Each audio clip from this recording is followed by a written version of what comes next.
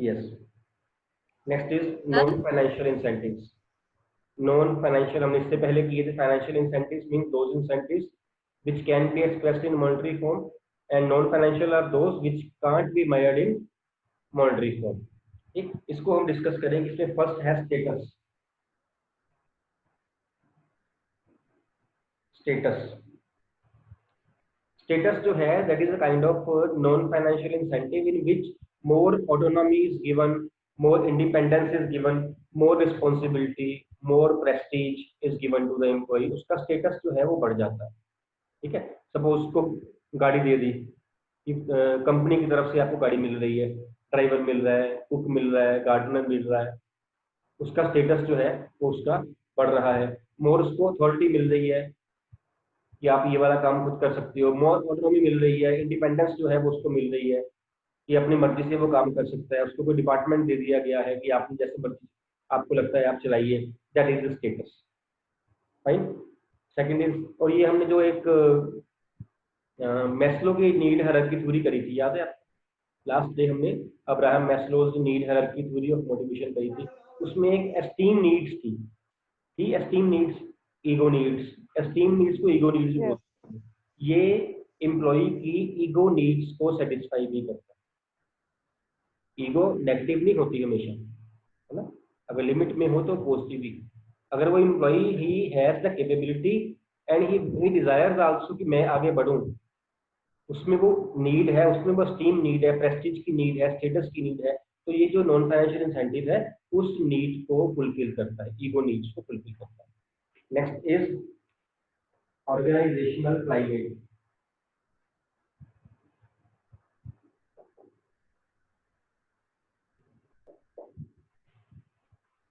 Organisational climate means के working environment कैसा है बिजनेस में।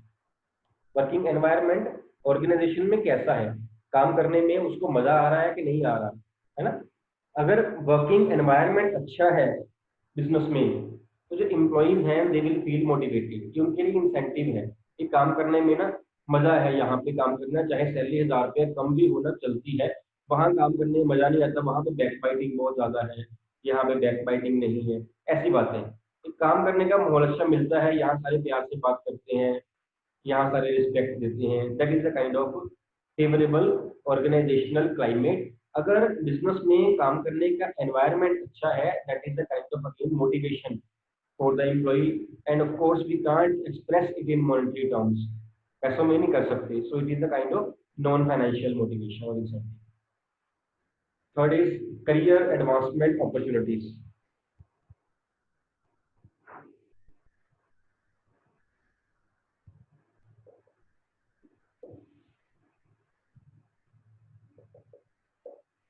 करियर एडवांसमेंट अपॉर्चुनिटीज, किसी बिजनेस में किसी एम्प्लॉय की एडवांसमेंट के, उसकी ग्रोथ के बड़े चांसेस हैं।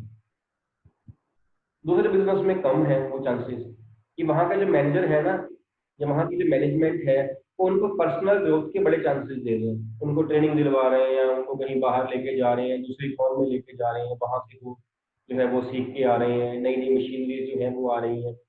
पर्सनल ग्रोथ के चांसेस बड़े ज़्यादा हैं किसी फॉर्म में। Suppose it is also a kind of incentive, and it is a kind of non financial incentive, because वहाँ पे इसको हम पैसे से एक्सप्रेस नहीं कर सकते, पैसों में एक्सप्रेस नहीं कर सकते।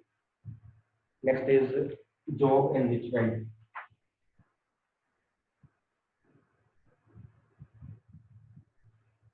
Job enrichment, job enrichment mean job की क्वालिटी को इंक्रीज कर देना। जॉब को एनरिच कर दिया गया, उसकी क्वालिटी को इंक्रीज कर दिया गया, by giving the employees challenging task, by giving them interesting task, by giving them job with the variety.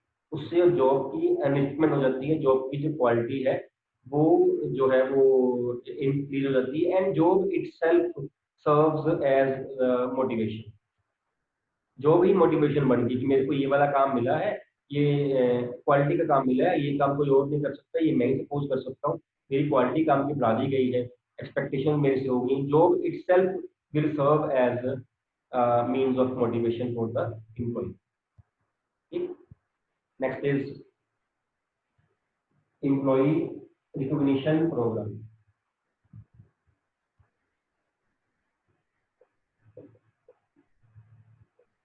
Employee recognition program means when the efforts of the employees are recognized। ये हम कई कई बारी बात करते हैं कि जैसे इंश्योरेंस कंपनीज में उन्होंने एक वो पिन बोर्ड पे लगाया होता है best employee of the month. Best employee of the month means कि जिसने सारे महीने में सबसे अच्छा काम किया, सबसे ज्यादा इंश्योरेंस लेके आया, सबसे ज्यादा टारगेट उसने अचीव किया। This is nothing but recognising the efforts made by the employees. इसमें कुछ को मिल थोड़ी रहा है, कुछ उसकी सिर्फ फोटो और नाम वो पूरे महीना जो है वो बोर्ड पे लगाया जा रहा है। It can't be expressed in monetary terms, it is again a kind of non financial incentives. Then is job security.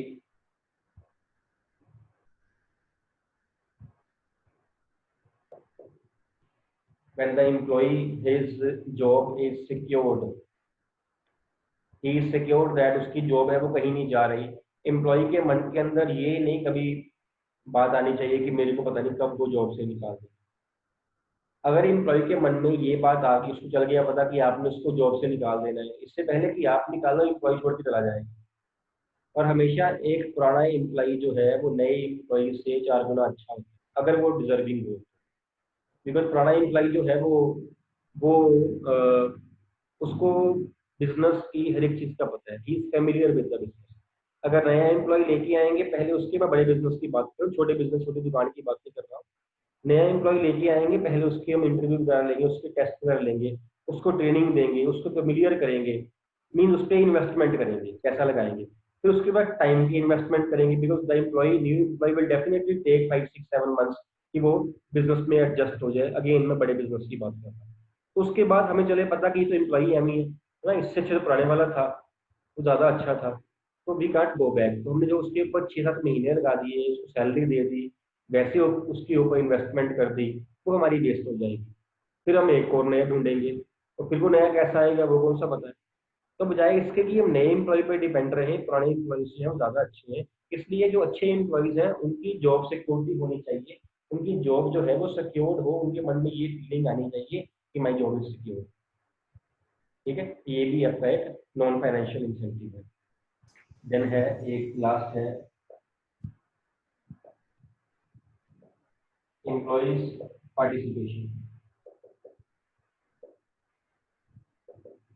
Employees की पार्टिसिपेशन ये भी नेम से क्लियर है, when the employees are given a chance to participate in the decision making process, in the decision making process.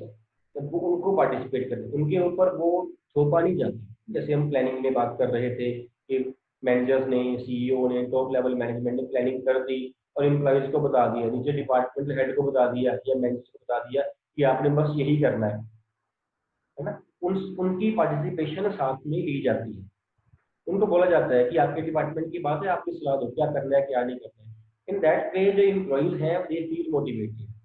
पैसा नहीं मिल रहा है, यहाँ पे कुछ भी नहीं हो रहा है, फीलिंग से अच्छी फीलिंग आ रही है, गुड फीलिंग आ रही है कि जो मैनेजमेंट है वो मेरे व्यूज का ध्यान रख रही है, मेरी बात सुन रही है। Employees are being allowed to participate in the decision making process.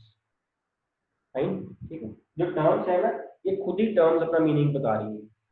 Career advancement opportunity, job enrichment, job security, employee recognition programme, employee participation, ये पॉइंट्स मीनिंग इसके खुद में ही, मतलब वर्ड्स में ही इनके जो है वो मीनिंग आए हुए हैं। This is about motivation which was third element of directing. हम एलिमेंट डायरेक्टिंग कर रहे थे, हमने पहले किया सुपरविजन, फिर हमने किया लीडरशिप, फिर हमने की मोटिवेशन। अब लास्ट एलिमेंट जो है वो हम स्टार्ट करेंगे। Name the last element. Communication. Communication.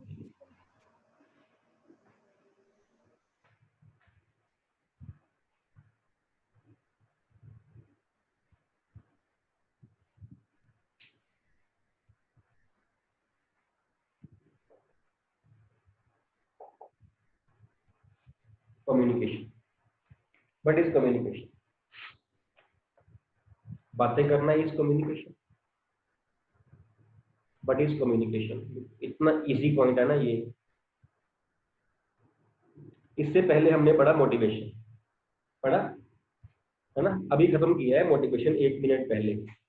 तो आपसे कम्युनिकेशन का मीनिंग पूछने के लिए मेरे को लगता है कि मेरे को आपको मोटिवेट करना पड़ेगा, थर्ड एलिमेंट ऑफ डायरेक्टिंग मेरे को अप्लाई करना पड़ेगा, है ना। क्लास में कितने बच्चों को नहीं पता मीनिंग क्या होता है कम्युनिकेशन का? By less hands are there, everybody can give answer, try to participate. और जो हैंड रेज कर दे ना वो अपने आप को अनम्यूट कर लिया करें, साथ में ही कर लिया करें। I have not any problem कि आप अपने आप को सारी क्लास में भी अगर आपको अनम्यूट रखो तब भी मेरे को प्रॉब्लम नहीं, hardly any problem. Kanika, Communication means transferring our ideas, uh, transferring ideas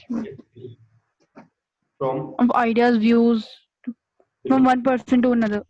one person to another person, yes, transferring of ideas, facts, figures, feelings, emotions from one person to the other person। इसमें थोड़ा सा और add करना पड़ेगा तो जो है वो डेफिनेशन कंप्लीट बन जाएगी।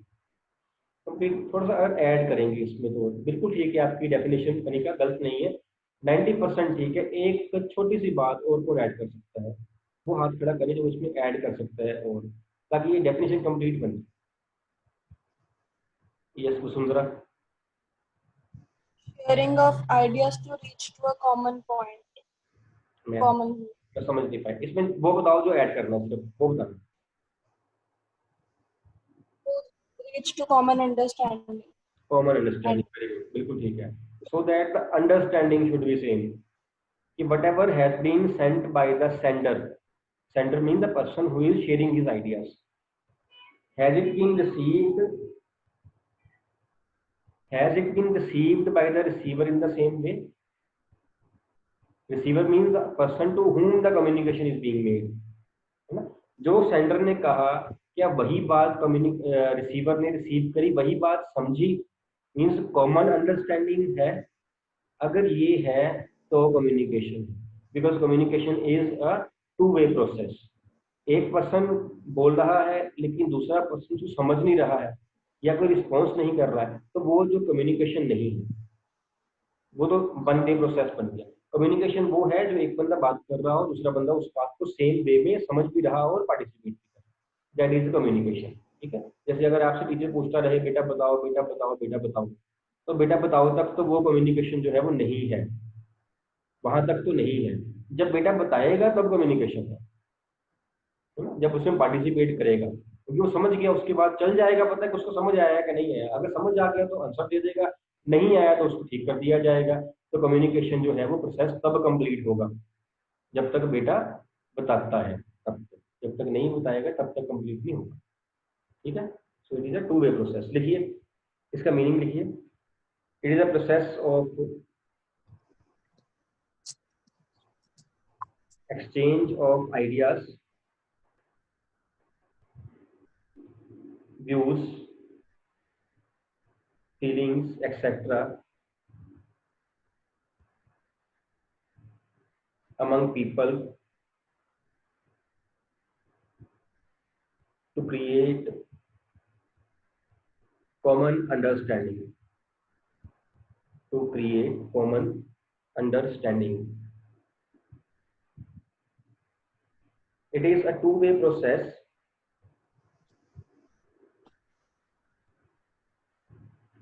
It is a two-way process which acts as a bridge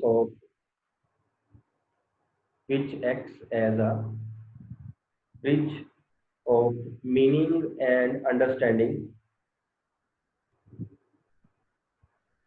between two or more people. Between two or more people. Fine, तो वो जो बातें हम कर रहे थे, कॉमन अंडरस्टैंडिंग की बात हो गई, टू और मोर की बात हो गई, टू वे प्रोसेस की बात हो गई, ये सारे फीचर्स इसमें कम्युनिकेशन में आ गए हैं। Yes Divyanshi,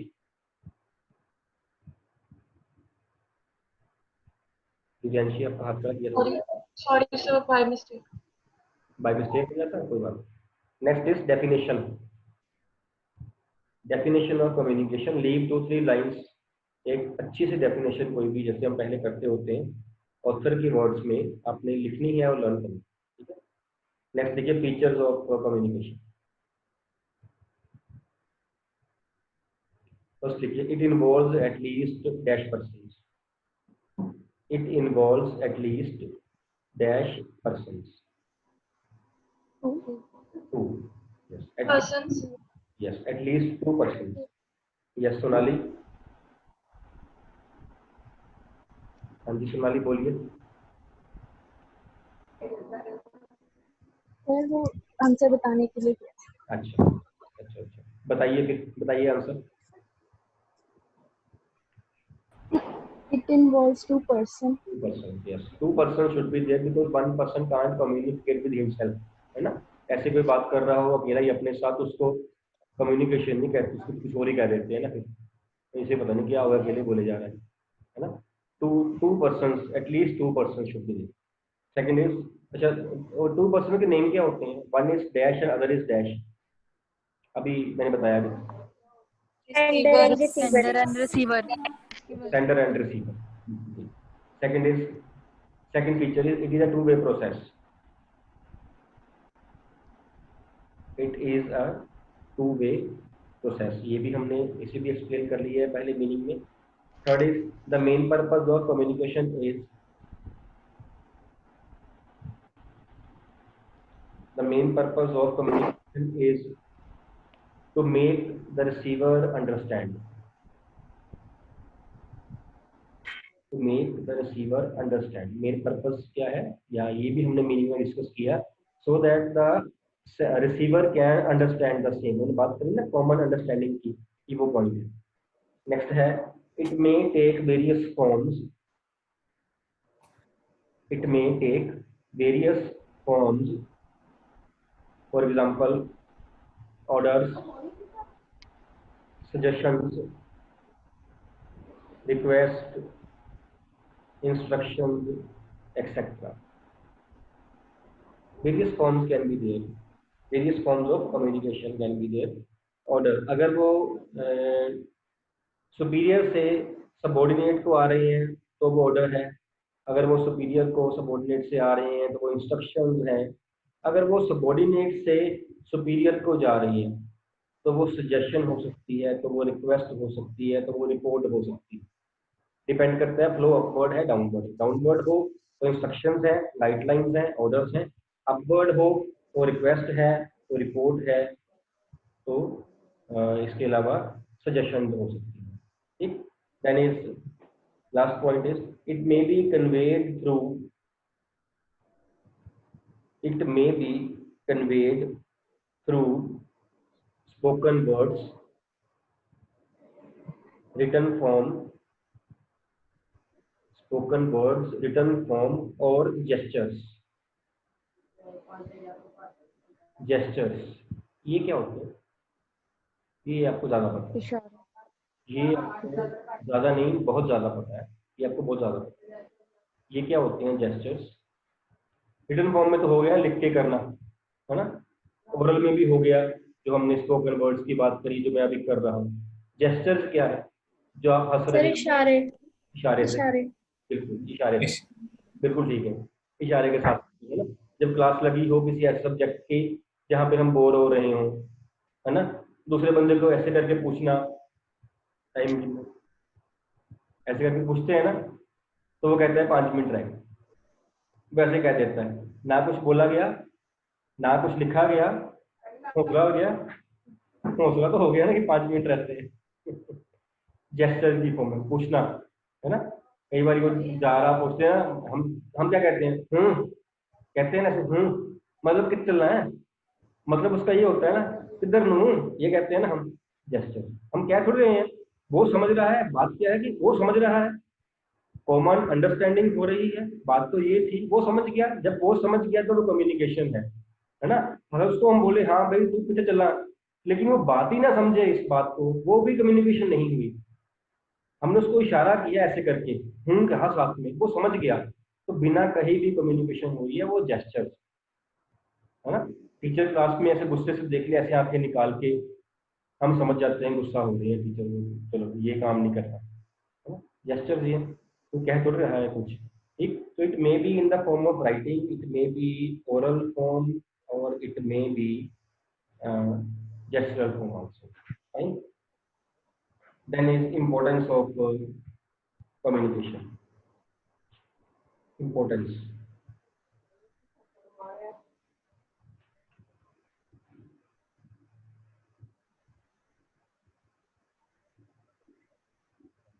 importance of communication लिखिए। फर्स्ट पॉइंट है basis of sound management,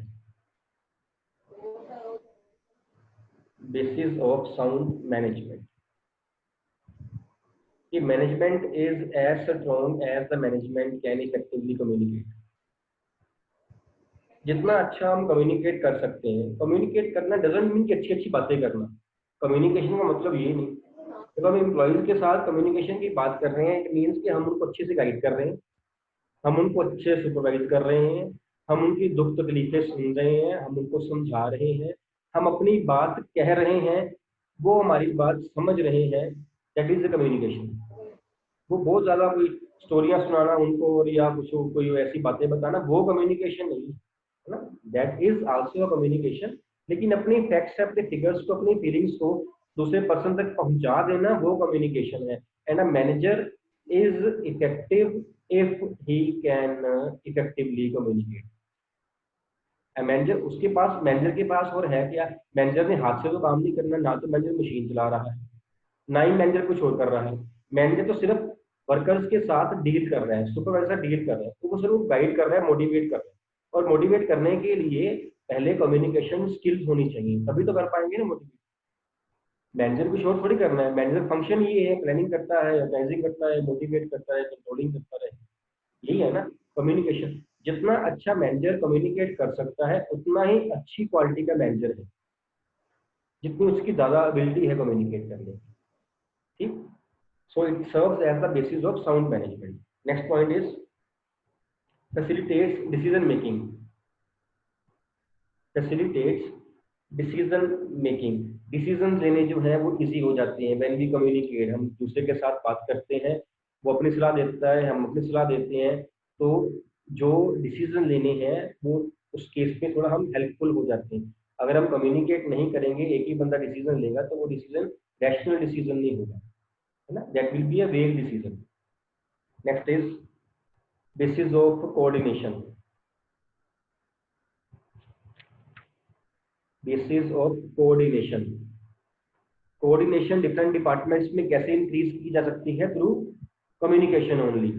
coordination कैसे होगी, जब प्रोडक्शन डिपार्टमेंट जो है वो सेल डिपार्टमेंट से कम्युनिकेट करेगा कि हम ये सामान बना रहे हैं, आप ये बेच देना। जब प्रोडक्शन डिपार्टमेंट परचेज डिपार्टमेंट से बात करेगा कि हमें ये सामान बनाना है, आप इस हिसाब से हमारा रॉ मटेरियल परचेज करके दीजिए। जब परचेज डिपार्टमेंट फाइनेंस डिपार्टमेंट से बोल रहे थे ये वाला सामान हमने परचेज करना है, इसके लिए पैसे अरेंज कर लीजिए, आपस में कोऑर्डिनेशन है ना। आपस में कोऑर्डिनेशन कैसे होगी, जब वो कम्युनिकेट करेंगे। जो कम्युनिकेशन है that serves as the basis of coordination. Without communication कर ही नहीं पाएंगे, चाहे वो ओरल कम्युनिकेशन हो, चाहे वो राइटिंग में हो रही हो, but communication is communication. Next is increase in managerial efficiency. Increase in managerial efficiency, जो मैनेजमेंट की, जो मैनेजर्स की एफिशिएंसी है वो बढ़ जाती है, बिकॉज मैनेजर जो है through good communication skills employees से अच्छा काम लेते हैं, उनको मोटिवेट करके रखते हैं, उनकी दुख तकलीफें सुनते हैं। जब उनसे अच्छा काम लेते हैं तो एम्प्लॉइज जब मोटिवेटेड फील करते हैं तो रिसोर्सेज वेस्ट होना कम हो जाते हैं। एंड जब रिसोर्सेज वेस्ट होना कम होगी, अल्टीमेटली जो एफिशिएंसी है बिजनेस की वो इंक्रीज हो ही जाएगी, ठीक है। Increase in efficiency means decrease in the waste of resources, उसका मतलब ये है।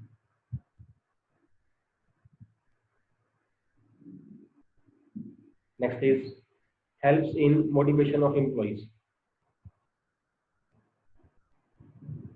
Helps in motivation of employees, कि employees को मोटिवेट करने में भी ये हेल्प करती है। अल्टीमेटली हमारा पर्पज ये है कि हमारे एम्प्लॉइज जो है मोटिवेट फील करें, मोटिवेटेड फील करें। तो मोटिवेटेड होंगे तो अच्छा काम करेंगे। हम उनको मोटिवेट करने के लिए हमारे पास है क्या, सिर्फ कम्युनिकेशन स्किल्स। मैनेजर के पास सिर्फ कम्युनिकेशन स्किल्स है जिनके साथ वो एम्प्लॉइज को मोटिवेट कर सकता है। उनके उनके साथ हंस के बात करे, उनकी कोई दुख तकलीफ आई है उसको सुने, उसको समझे, हो सके उसमें पार्टिसिपेट भी करे। ये सारी चीजें जो है ये मैनेजर कर सकता है इफ ही वांट्स कि उसके जो एम्प्लॉइज हैं वो मोटिवेटेड रहे। Means ultimately the process of communication is there which helps in the motivation of employees. Next is better human relations. Better human relations, कि जो आपस में रिलेशंस हैं between workers and between workers and management, वो अच्छे रहते हैं अगर कम्युनिकेशन जो है वो है। अगर जो बात मैनेजमेंट कह रही है वो वर्कर्स को समझ आ रही है, उसी तरीके में समझ आ रही है, it will help in improvement of the human relation between management and worker. Ultimately फायदा तो बिजनेस को ही होगा। ठीक है, कितने पॉइंट्स हो गए? 6. ठीक, एक और लिख लीजिए, फैसिलिटेट्स कंट्रोल।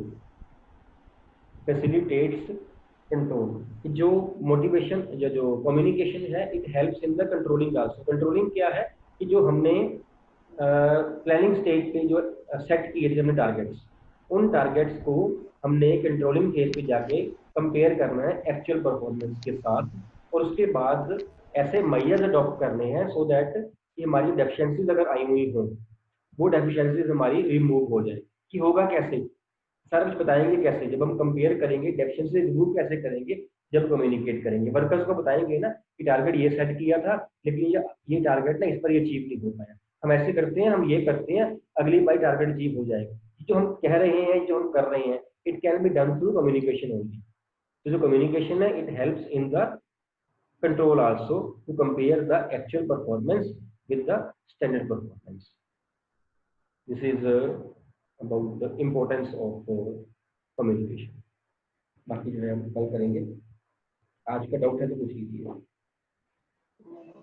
सर जो बेसिस ऑफ साउंड मैनेजमेंट वाला था वो पॉइंट दोबारा समझाना। बेसिस ऑफ साउंड मैनेजमेंट, जो मैनेजमेंट है, अगर मैनेजर जो है वो अच्छे से कम्युनिकेट कर रहा है तो उसके जो एम्प्लॉइज हैं वो ज्यादा काम करेंगे। Means he is able to make them understand what he wants, उसके एम्प्लॉइज अच्छा काम करेंगे। अच्छा काम करेंगे तो मैनेजमेंट साउंड होगी, अच्छी होगी मैनेजमेंट, है ना। अगर वो एक्सप्रेस ही नहीं कर पा रहा, अपनी फीलिंग्स को बता ही नहीं पा रहा कि व्हाट ही वांट्स, तो काम भी नहीं कर पाएंगे। It mean the management is not sound. Fine, anything else?